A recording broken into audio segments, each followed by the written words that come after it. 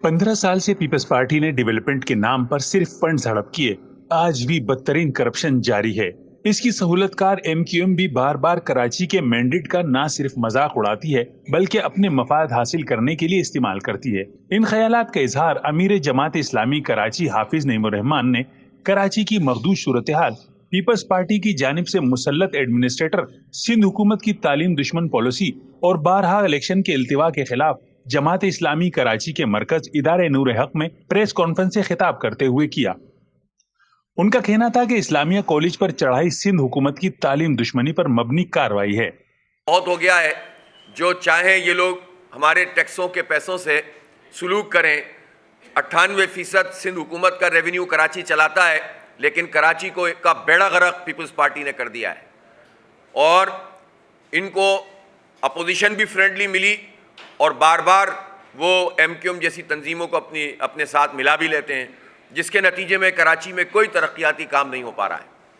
इसलिए जमात इस्लामी शहरियों के साथ खड़ी है और शहरियों की तर्जुमानी करते हुए हमने अपने वकील के ज़रिए से ये नोटिस इशू कर दिए हैं। इस वक्त हमारे बिल्कुल यहाँ सामने इस्लामिया कॉलेज है, इसकी एक तारीख़ी हैसियत है। इस इस्लामिया कॉलेज के ऊपर यलगार की गई परसों, और वो तालिब इल्म जो उस वक्त तालीम हासिल कर रहे थे और असातिज़ा जो पढ़ा रहे थे, उनके ऊपर एक तरीके से सिंध हुकूमत ने पुलिस के ज़रिए से अटैक किया। ये कौन सा तरीक़ा है कि ये कहा जाए कि चूँकि सुप्रीम कोर्ट का फ़ैसला आ गया है, लिहाजा तालीम और तदरीस के दौरान यलगार कर दी जाए, और अगर उस पर बातचीत करने के लिए तलबा सामने आए तो उन पर आंसू गैस के शेल फेंके गए। लोग ज़ख्मी हैं, तालिब इल्म, और कोई पूछने वाला नहीं है। इसलिए मैं समझता हूँ कि ये जो अमल है पूरा सिंध हुकूमत का, ये तालीम दुश्मन अमल है। जिस केस को ये बुनियाद बना रहे हैं उसकी कोई हैसियत नहीं है। फेक डॉक्यूमेंटेशन की बुनियाद पर कोर्ट्स में एक ख़ास किस्म का माफिया, कब्ज़ा माफिया ये काम कर रहा है, और उस कब्ज़ा माफिया को प्रोटेक्शन फराहम कर रही है सिंध हुकूमत।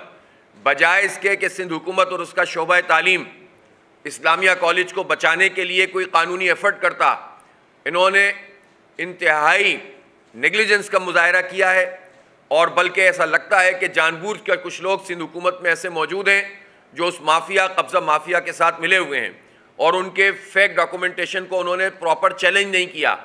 उनका मजीद कहना था कि सुप्रीम कोर्ट को हकायक से आगाह करने की बजाय सिंध हुकूमत कब्जा माफिया की सहूलतकारी में मुलविस है। ये अमल काबिल तरदीद ही नहीं, काबिल तशवीश भी है।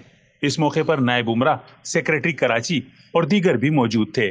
कैमरामैन रिजवान अली के साथ कमरुर रहमान, जसारत न्यूज़, कराची।